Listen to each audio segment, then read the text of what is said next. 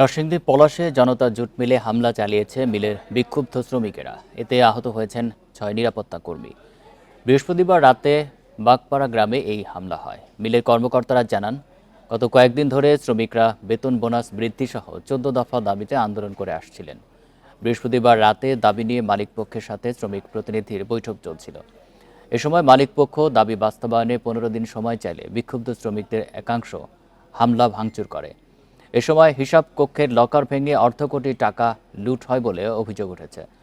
বাধা দিতে গিয়ে আহত হন মিলের কর্মরত ৬ নিরাপত্তা কর্মী। পরে সেনাবাহিনী, র্যাব ও পুলিশ ঘটনাস্থলে গিয়ে পরিস্থিতি নিয়ন্ত্রণে আনে।